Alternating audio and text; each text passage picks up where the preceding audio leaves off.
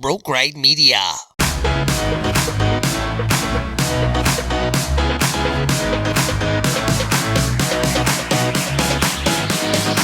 You're now listening to The Straight Shooter Show with your host, The Straight Shooter.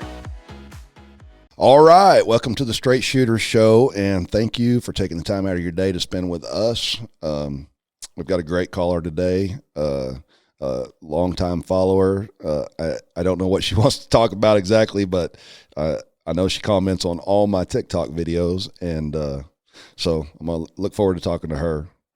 I know this Morgan Wallen thing has been going on now for a minute. I did one video reluctantly, but I kept getting asked the question what I thought about the situation, and we'll talk about it just a little bit because there's a handful of people that they took issue with the one video that I did about it. I think a majority understood where I was coming from. They agreed with me. And the people that disagreed with what I said, some of them were, they were like, no, he used the N-word. He used a racial slur. That's it. He's a racist. End of story. How could you not think that he's a racist? Then there was other people on the opposite side saying, why are you even talking about this? Because he didn't do anything wrong, basically is what they were saying. But I think the majority was right down the middle. And look, I'm not saying, the reason I said I don't take that as that he's a racist because he was talking to a white guy. He was drunk. I think that I listened to the video several times and I didn't hear the hard R in it. I understand that, certain people don't think that a white person should ever utter that word, and they probably shouldn't. It's not a word that I use.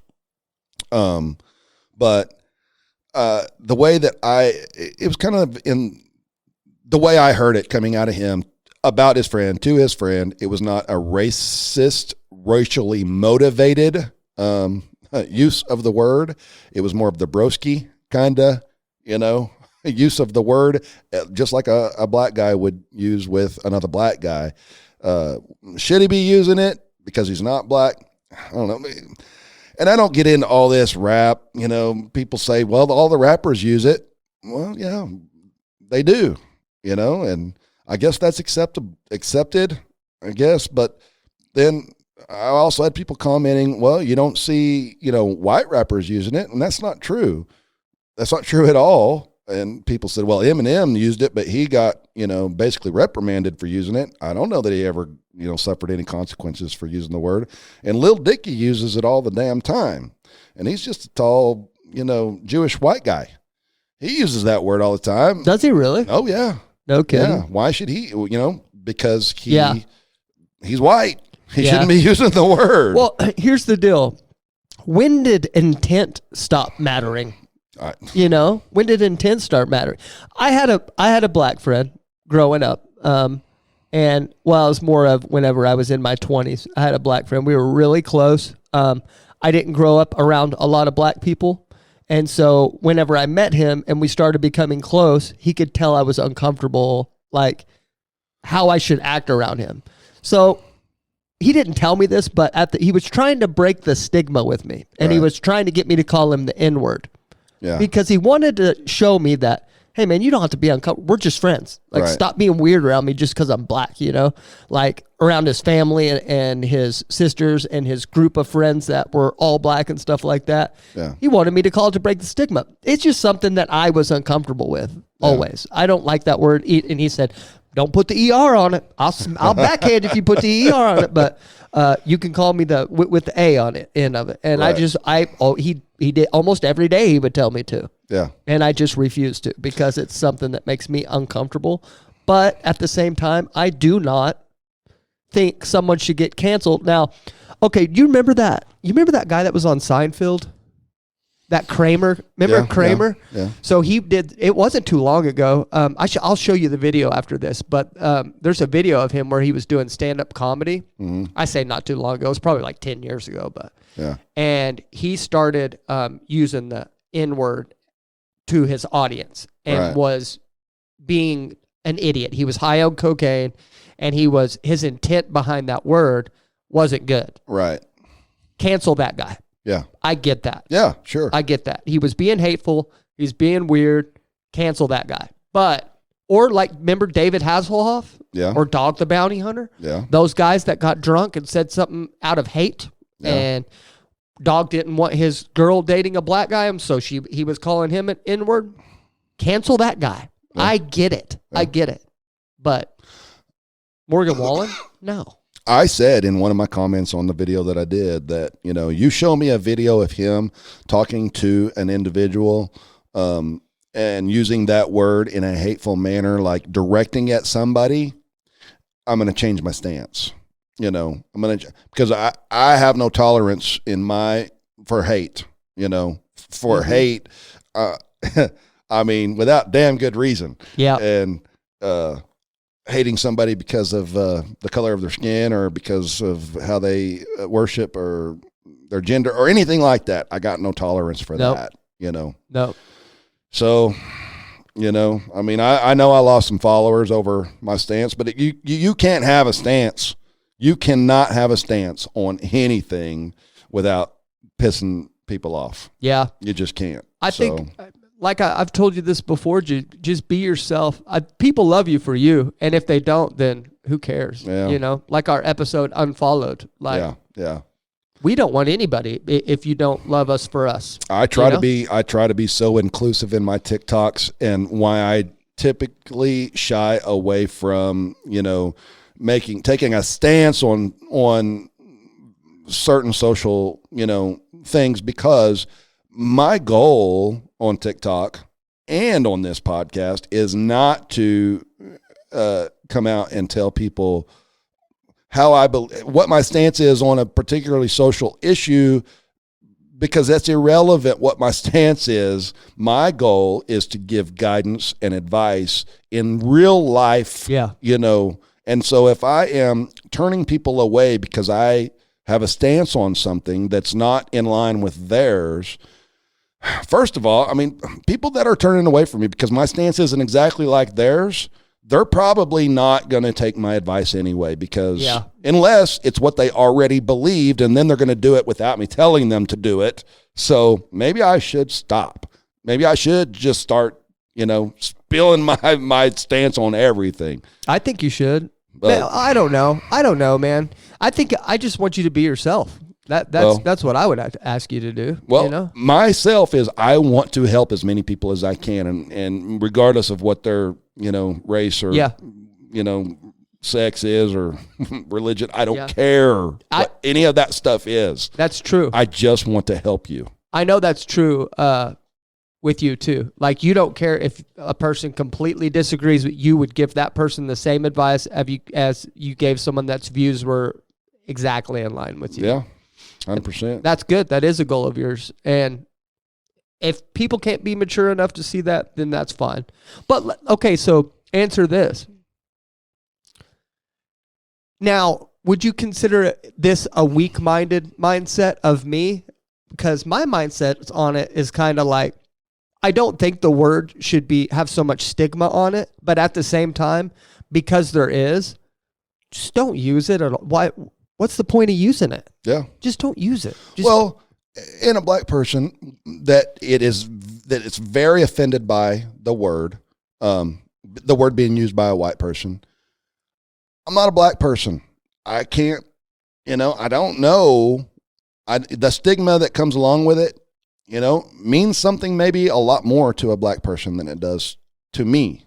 I mean, not saying I'm not going to be as offended at hearing the word as some black people are, because I'm not black. Yeah. And it's, there's probably some other things you could call me that maybe a black person is going to be like, Why is that a big deal? Yeah. I don't know what that would be, but I'm just saying. Well, like the word cracker, right, is the negative word for a white guy, but that doesn't bother me at all. It doesn't offend me at all. I love crackers, especially with cheese on it. Mm-hmm. Dude, I mean, like, I don't have a problem. Like, I don't get offended at much, though.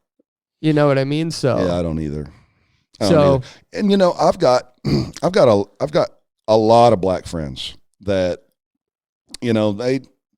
I don't really hear the N-word coming out of them all that often, I mean, even to each other. Yeah, I don't know if when I'm not around, if they do, but when I'm around, I don't hear it a whole lot, even with them talking to each other.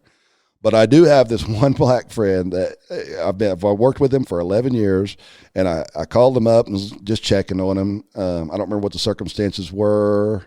I hadn't seen him in a minute, and I was like, hey, just calling to check on you. He's like, what's up, my?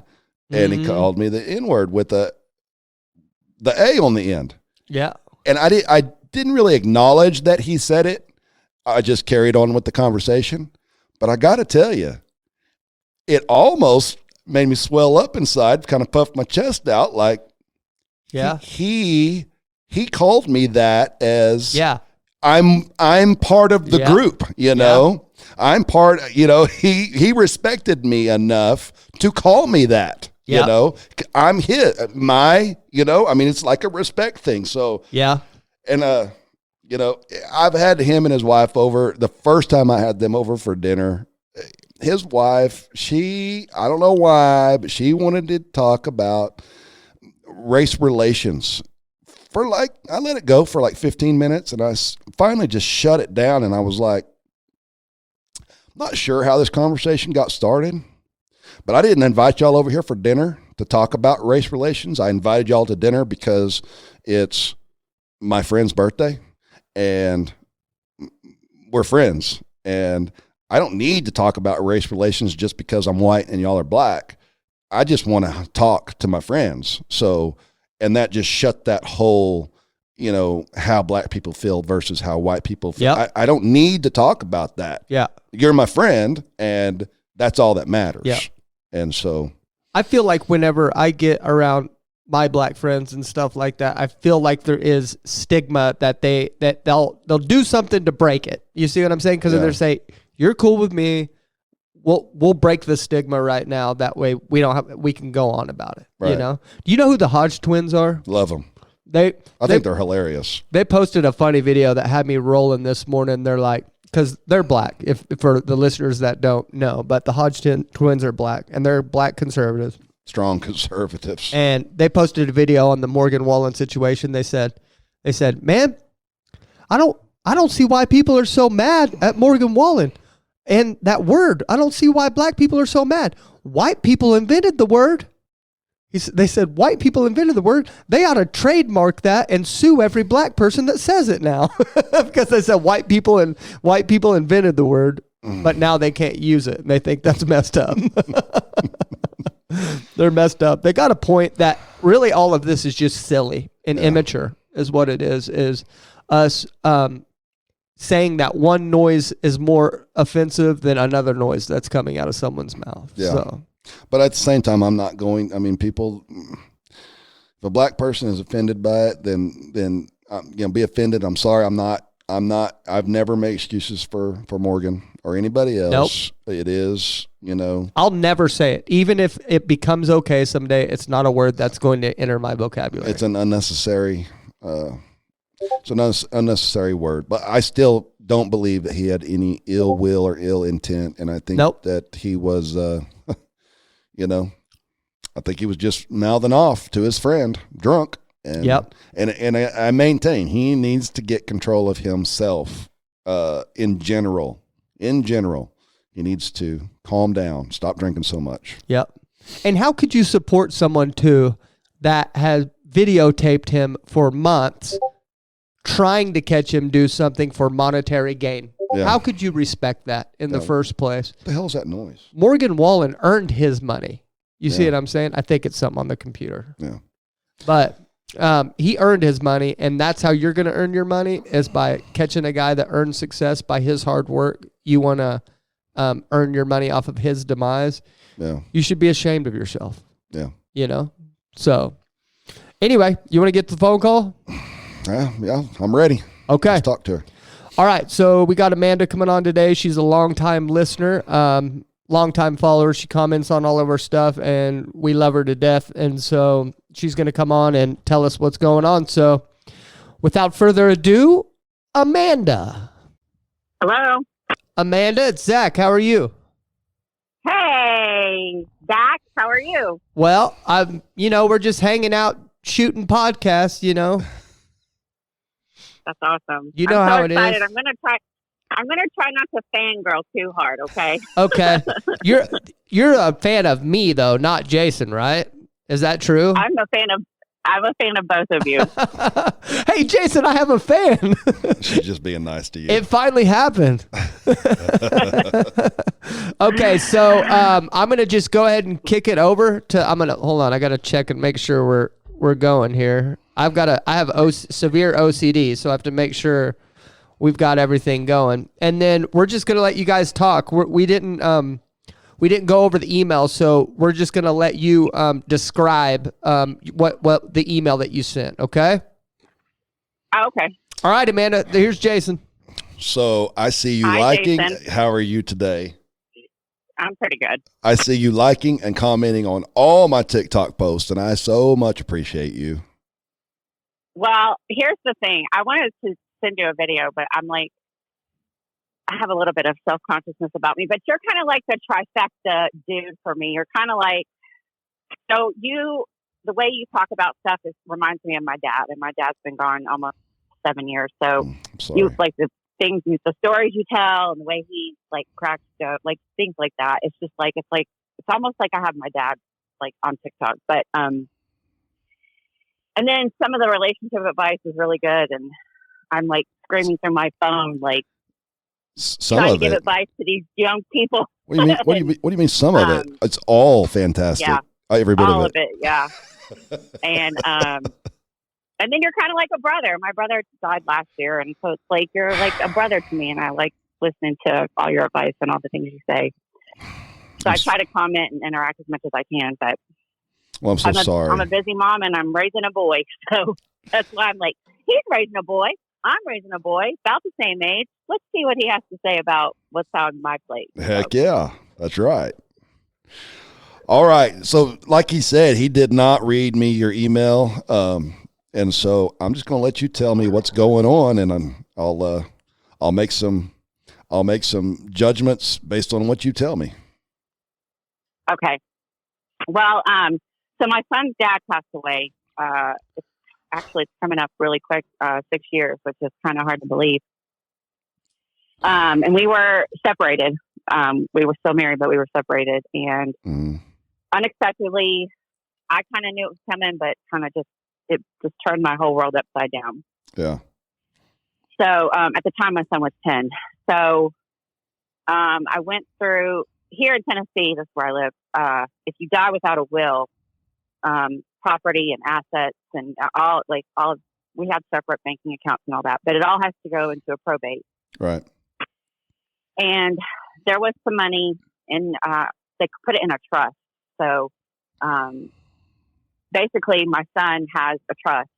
It's not a whole lot of money. It's enough for a boy to be dangerous, but, the money gets released when he turns 18, and that's next year. And, I've kind of not really said anything to him about it, but as time has progressed, he figured out like that he has some sort of money for him. How did he figure that out? Do you know? Well, he sees me doing my budget and I pay my bills, and we talk about savings, and then he started working, and he was talking about we have conversations about money and how to spend your money and how to save your money. And he's asked me like, how do you invest your money? Like just conversations about money, really. Okay. And I told a little white lie and told him it's an investment account, which it kind of is, but it's in a trust. Right. So the state of Tennessee holds the money and releases it when he's 18.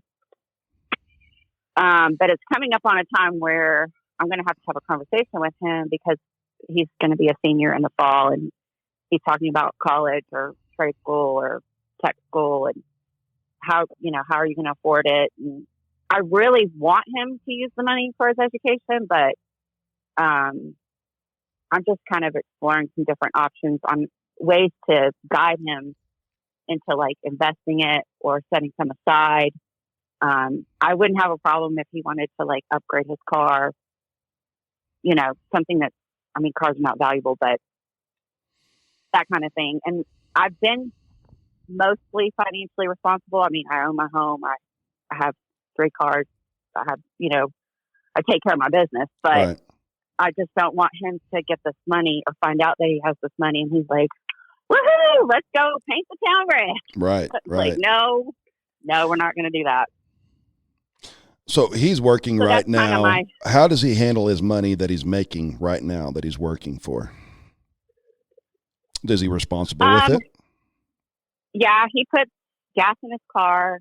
I told him before he turned 16, I told him I'll pay the first 6 months of your car insurance. Mm-hmm. And man, car insurance for a boy is, oh, my stars. I was like, you have got to be kidding me. And he was like really offended that it's higher for boys and girls. And I'm like, look, I don't make the rules. Right. That's just how it is. But he puts money into his savings. He doesn't really blow it on anything. He works at Cracker Barrel, so he gets a discount for food. So sometimes he'll pick up food after he leaves work. Right. He's pretty responsible. He knows how to save when he wants something.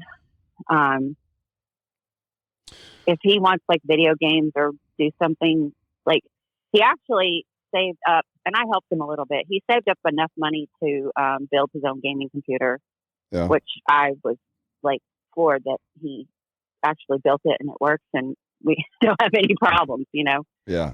So when he wants something, he'll save it.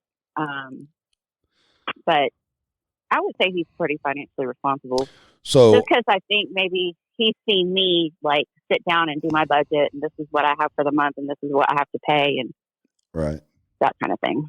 So are you in a position where are you at that place where you can't really get financial aid, but you can't really afford to pay for him to go to college, or are you in a position where you can afford to pay for him to go to college or tech school or whatever it is that he wants to go to after high school? Me personally, I don't have the money for him to go to school, which is kind of where the trust fund comes in. He is musically talented, and he's been in drums since he was 13. So he has a drum teacher. He did piano lessons for a little bit, but he's pretty much self-taught himself on piano. He self-taught himself on guitar. The academy that he's in high school is digital design and communication, which kind of sets him on a career or college path. Right. He seems a little on the fence about whether he really wants to go to like a 4-year school. Here in Tennessee, there's 2 scholarships that students can qualify for, and they can go to a state school the first 2 years for free. Yeah. I think there's like a minimum GPA you have to meet, and there's some other stuff. And probably have to pay for books. Probably just pays the tuition, huh? Yeah, it just pays tuition. Right. And I'm not on him on his grades, but I'm on him. Like, listen, it counts to get good grades because it ties into everything that you're about to do. Like, if you want to go to school, even his car insurance will go down if he gets better grades. He's probably a BC student. He's not a fan of math, and I was never a fan of math, so I'm not on him about like you have to get an A in math. But he's a BC student. Yeah, it'd be better if he was an AB student. Yeah, I try to tell him, but I get it. And it's been really challenging because we're all here in Nashville. We're all online, and he's like, you don't understand what it's like to be on virtual school. And I'm like, you're absolutely right. I have no idea. I didn't have to do this when I was a junior in high school. That's got to make math so much harder too. I didn't even really think about that. trying to learn algebra or geometry or something through virtual. God, that would seem like that would be horrible.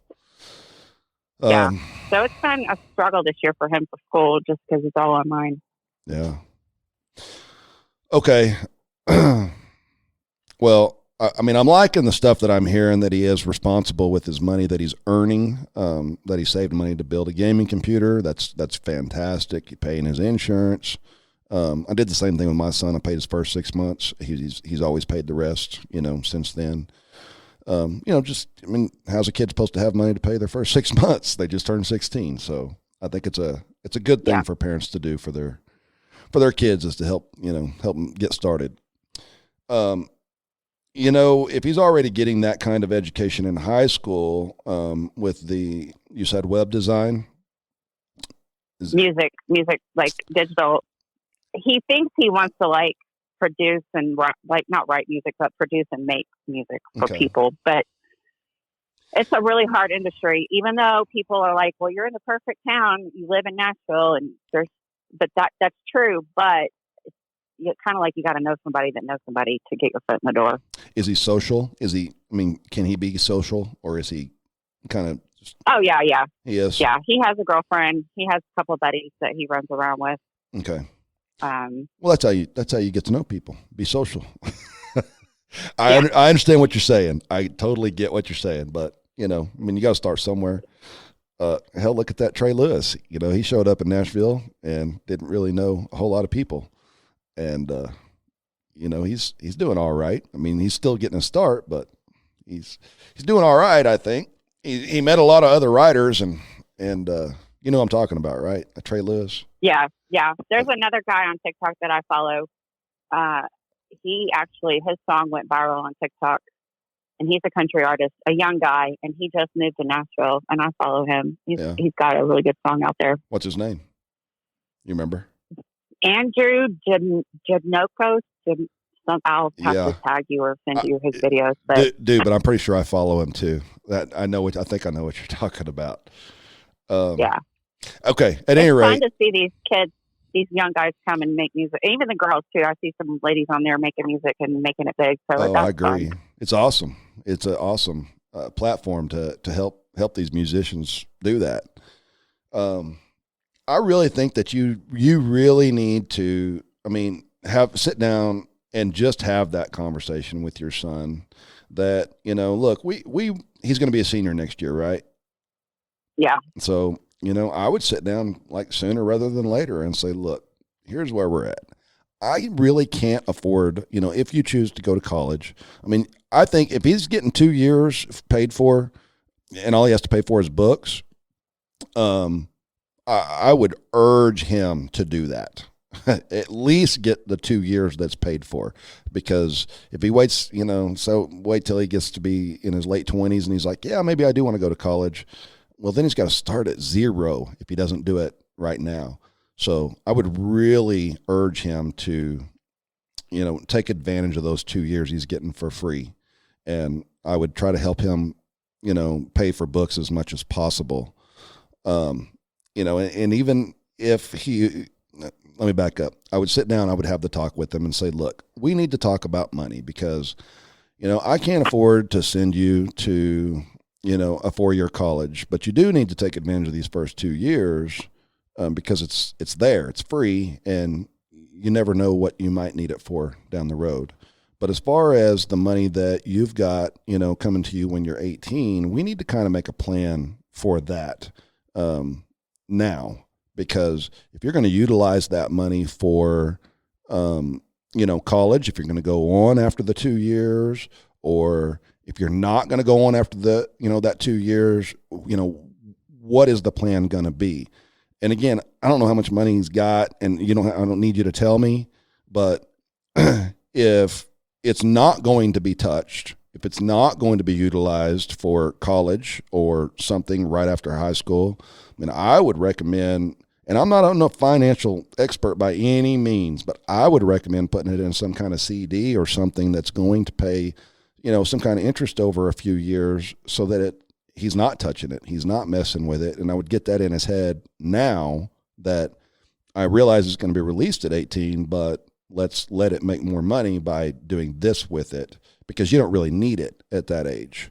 I mean, you don't really have to have it. You're working, you're going to be going to school. I'm going to help you, and let's let that build to buy a few more years of maturity before he actually gets it. Even though you say he's pretty mature with his money now, 2 more years of maturity could be a big difference.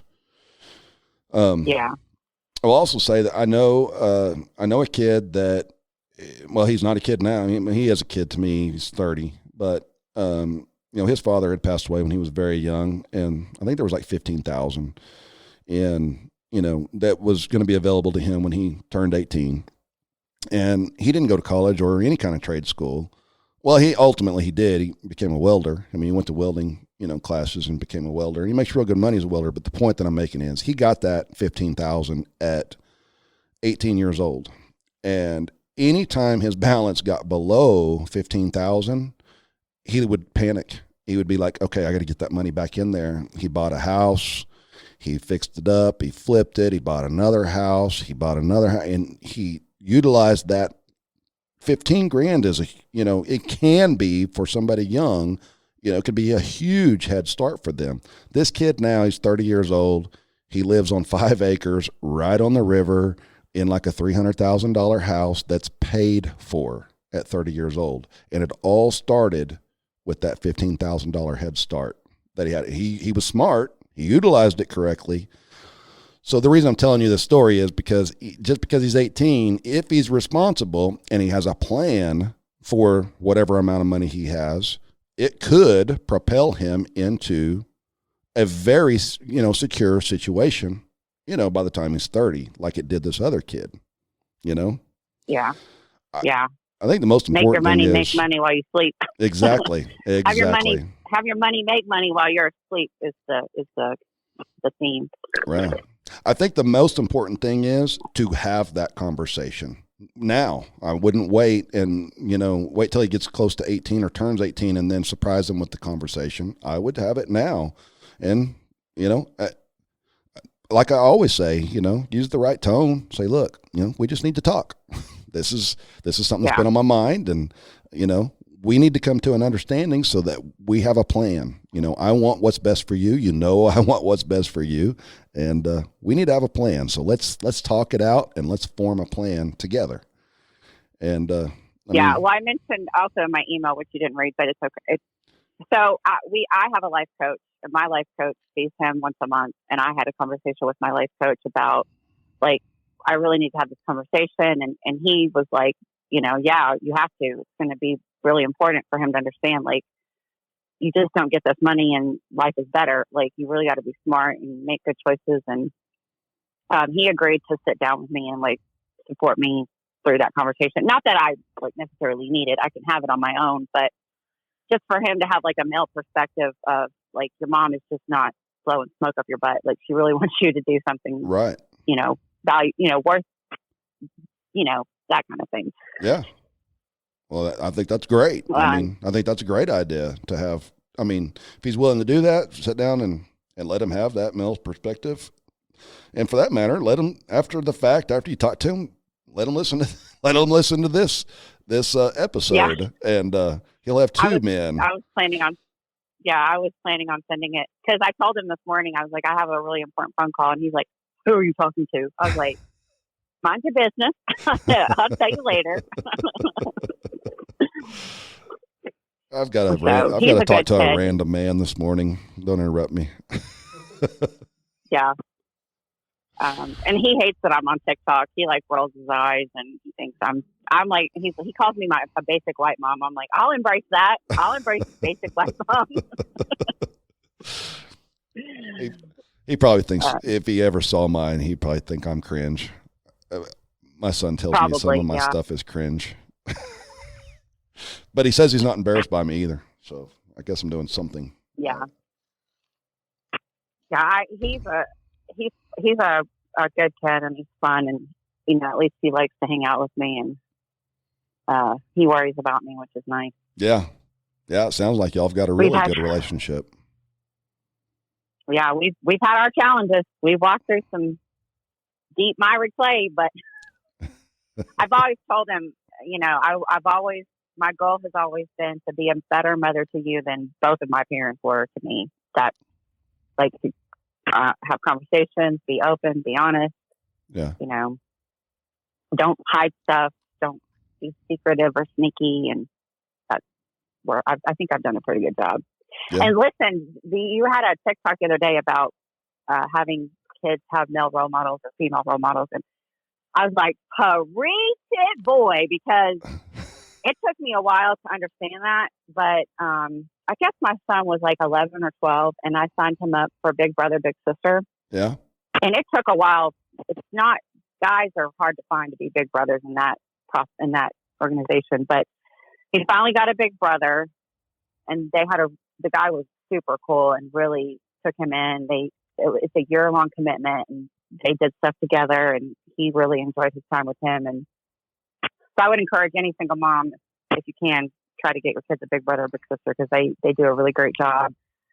And he started drum lessons when he was 13, and his drum teacher is Grammy. He's won Grammys. He's a really cool, awesome dude, and they've continued to do that. And now my son has a life coach, and they hang out and do stuff together. So it's been hard to put some male people in his life, but you just have to find them and, be like, and even like my friends who are married and their husbands are like my best friend's husband sometimes takes them hunting, or they go out shooting at the range, or, that kind of thing. Right. So it can be done. Moms have to just, find Absolutely. the right people.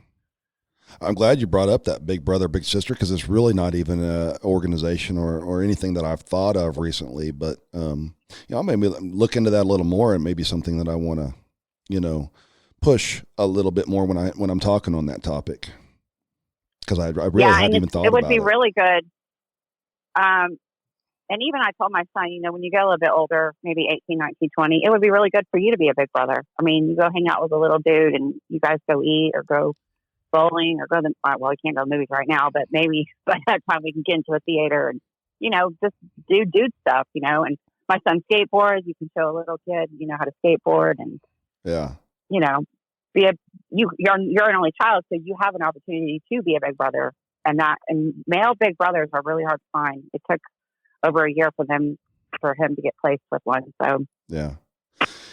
I'm going to tell you, when I've only been doing the TikTok thing for a year, and I didn't expect even to have a podcast or anything that's happened over the last year, but I've developed this desire, like this long-term goal of having to acquire some land, whether I own it or lease it or donated land or whatever, where I can have like a summer camp, like 1 or 2 week, periods of time with each group, and only have it open to kids that don't have a dad, or kids that maybe girls that don't have a mom. If I could get the women, to do it. But anyways, where I could bring these kids in for a week or two, and they would get that, like how to change oil, how to go fishing, how to put a worm on a hook, and, things they're not going to, or for the girls, whatever it is that the girls need that they're not getting from their, father, that maybe their mother passed away, or their mother's not part of the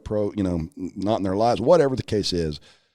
I think it would be so awesome to have that, and not just here in Oklahoma. I mean, I'd love to have that all over the country, set up for every state. Well, I want to be a part of that. I'll be a camp counselor.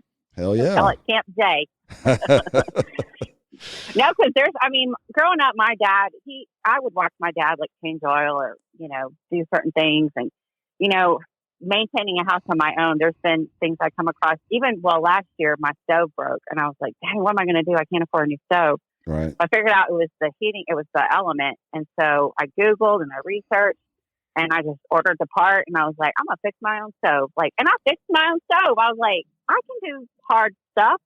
You go, girl. I showed my son how to mow, start the mower, make sure it has oil and gas. And although his first time was fun to watch, because he looked like I tried to explain to him, it's like painting a wall. You just keep going back and forth and making sure you get, it's been fun raising a boy, because even though, and I told him, I'm a girl, I know girl stuff, and I'm trying to teach you guy stuff, and I'm not really good at it, but we're going to do our best. And right. So, but yeah, the counseling or the camp and I would love to be on that, because there are girls out there who don't have moms, and their dads kind of don't know how to do their hair, or how to go shopping for bras and and underwear and makeup and all that stuff.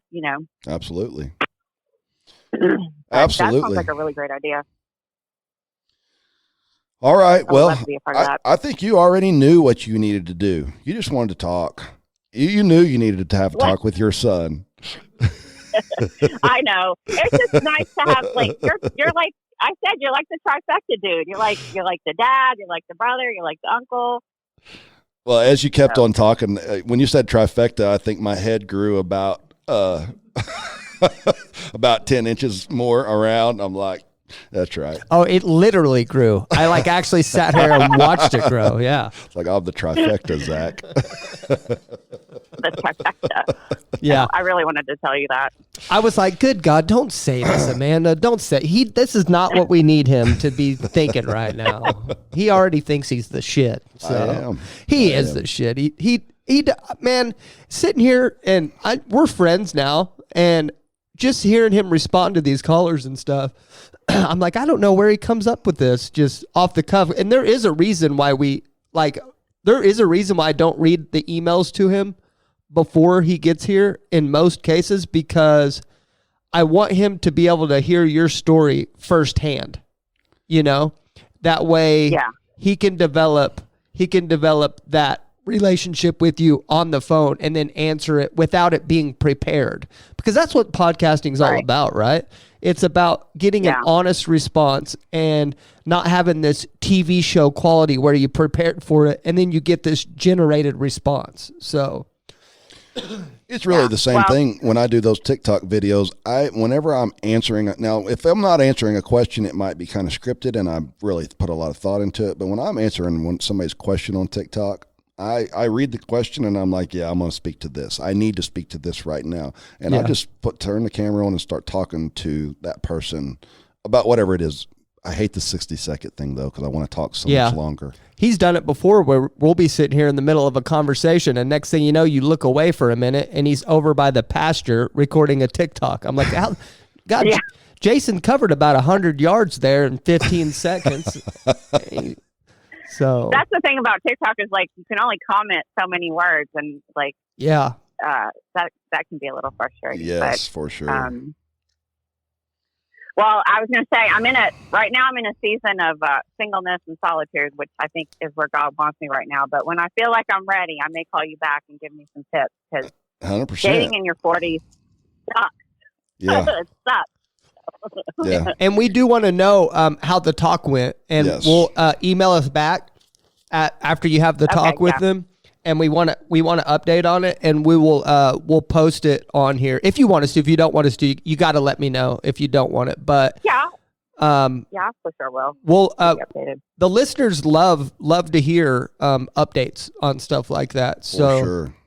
So we would like to update everybody.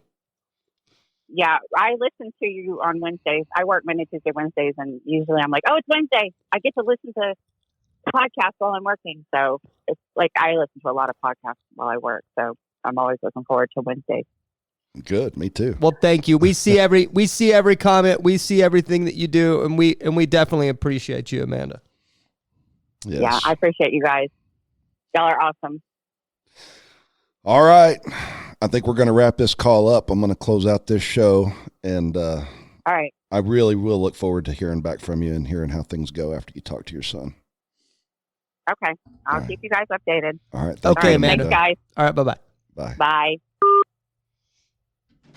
Yeah, she already knew what she needed to do, huh? I noticed that. Like when she was first talking, I was like, oh, she's got it. She knows what she needs to do. She's just nervous about it. Yeah, maybe she just wanted that, reaffirmation, reaffirmation, yeah. Or she wanted to be affirmed. Yeah. That's what I'm trying to say. Yeah. I think so. Yeah. Yeah, but I think we've had two callers like that called you, knew what they needed to do. They just needed you to tell them the same thing, Because like she said, you're like, a lot of people trust you without knowing you. Yeah. You know what I mean? And they trust you. And so they want to call and make sure that they know what they need to do. And I was thinking that the whole time. I was like, you got to talk to him because you can't control what happens with that money. Right. So you may prepare yourself to, if he does be a dummy with the money, then don't be so upset about it because like really anybody probably, I know I would have been an idiot with a large sum of money when I was 18. I might have been at 18. I probably would have been. Yeah. I would have bought something just absolutely ridiculous and it would have been gone. And then kick yourself now. Yeah. Kicked yourself later, one of those things. But, that's what I would tell him. It'd be like, hey man, listen, I cannot afford to send you to college. If you want to go to college, you're going to have to use this money for this. And once it's gone, it's gone. Yeah. You're not getting any more money back. So you have to use this for something good. Give him some ideas. I liked your idea of investing in real estate. Mm-hmm. We didn't find out how much money it was, but if it's 10 grand, you could probably find something to flip and turn that 10 grand into if he's 12 handy grand. enough, he's handy enough that he knows how to, or look into it, you know, to whatever that house needs. If he can do most of the work himself or has the means of contracting that, reasonable enough. Yeah. Then sure. Yeah. And as far as him producing music and about him not knowing people and stuff like that, last year at this time last year, if you told me how to edit a podcast, how to put a podcast together, I would have laughed at you. I didn't know how. Right. I'm almost at my year now that I've been doing it. But last year at this time, right now, I wouldn't have been able to do it. And now I've had multiple podcasts that I've put out. I edit podcasts. The quality's pretty good. Could be better. It's going to get better, but we're doing pretty good. And I had to learn how to do it. I've met iHeartRadio executives now from doing this. Mm-hmm. I've met multiple executives from different podcast branches, media companies. We've met famous people together. We've interviewed famous people. You met me. I'm famous, right? I reached out to Jason. I commented. He came to and then he reached out to me because of what I did. You got to make the leap and do it. And it's probably not going to work out for a long time, but you just got to keep doing it. Right. So, and all you can do, Amanda, is encourage him. Yeah. That's probably the two things I really want Amanda to take away, and her son, is you can only do your best to guide your children, and talking to him now early before it gets too close to the money and he's already got ideas in his head, too many ideas in his head, to form that plan now. And you can only guide them, and what they do, they do. You did what you were supposed to do. And really, this is more directed at Amanda's son. I can't stress enough how important it is that you go ahead and get that 2 years of college. If you can get that for free, and all you got to pay for is books, and I'm sure if Amanda is able and capable, she will help pay for books. That's what I told my son, because we have the same deal in our community. There's one college he can go to for free for 2 years. We have to pay books. That's it. And I said, I don't really care if you don't want to get a 4-year degree, or if you do want to get a 4-year degree, you're going to get this 2 years for free, and I'll pay the books for you. And, he could go straight to work out of high school in heat and air and making good money. Yeah. And I said, no, you're not. You're going to go to college for 2 years. And then if at the end of that 2 years, if you want to continue in college, then great. But if you don't, you still have your heat and air. You can work. Yeah. And, you've got that 2 years under your belt. That way, when you turn 30 and you decide, I need this degree, you've already got that 2 years under your belt. I swear to God, I was going to use the number 30 too. I was like, because when you turn 30 and you've been doing heat and air for 10 years and you're like, is this it? Yeah. And you go, man, I'd really like to change, but I'm 30 now and I've spent all this time in heat and air. I don't know anything else. At least you've got that general education under control to where you could just spring into whatever else. Yes, absolutely. So, because it is very hard to keep a full-time job and go to college. But if you've already got the 2-year degree, boom, you can go.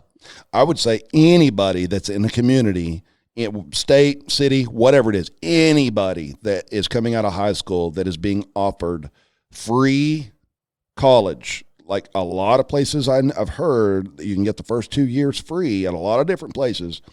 Do not give up that free education. I mean, pay the books, do the 2 years, then decide what you want to do. Yeah. And I actually really, really, really agree with the part that you said that she needs to have that conversation right now. Right now, because she has the luxury of time to where she could develop him into what he's going to have to expect when getting this money. Right. That's a luxury. That's a benefit. You're lucky that you didn't just get sprung this at the last minute and then him just get this money and go, oh, what do I do with this? Yeah. I'm going to go buy a Ford Raptor for 40 grand. You know? No. Yeah. Okay. You have the luxury. 40 grand. Yeah. Can you even get a Ford Raptor for 40 grand? Probably not, but they're a lot of money. Maybe, yeah, they maybe. Are. I don't know that you can. Probably 60. Yeah, you're probably looking at 60. But what I'm saying is the time that you've been given is a luxury, and you should use it as your favor. And I know it's going to be a tough decision, but you can tell that what makes her nervous is he's going to have a decision to make, and there's no way she can control it, And as a parent, whenever you feel like they're getting older and you're starting to lose control, it's an uncomfortable feeling. Right. Because there is going to come a point where you can't control everything. And my son has no lump sum of money coming to him anytime soon, but we have regular conversations about finances and what the plan's going to be and how things are going to play out. And is it going to play out exactly the way we have planned? Who knows? But we've got a plan. Yeah. Yeah. That's good. Yep. Use time as your side. So, but she sounds like such a great mom though already. Like she's been through so much and she's doing such a great job. Yeah, I agree 100%.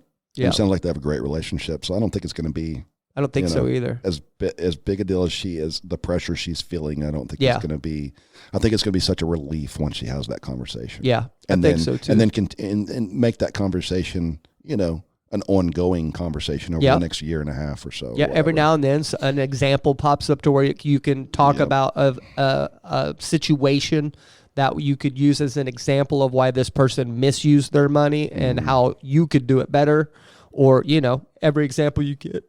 And one thing I didn't say, I'd said I wasn't a financial advisor or expert or anything like that. So if he's not going to utilize the money for real estate or something or school or whatever right away, you might want to go ahead and sit down with maybe a financial advisor at the bank, or if you get, I would ask people that are using, how do you feel about your advisor? What are they, who's investing your money? Are you making money every year? Whatever the case is, get with somebody and then talk to them. What's the best thing we can do with this money for 2 years, 3 years, 5 years, whatever. And if you're not going to use it for real estate or school. Yeah, have an answer. Yeah. Because if you just spring it on them and be like, oh, what are you going to use? Oh, I don't know. That the answer doesn't need to be, I don't know. We need to have a plan and know exactly what's going to happen with it. So I agree. All right, take us out, dude. All right. Well, I don't know how anybody could disagree with anything that I said, although you might. But even if you do, it doesn't matter what I say. I'm always going to shoot you straight. You have been listening to The Straight Shooter Show. Come back every Wednesday for new episodes.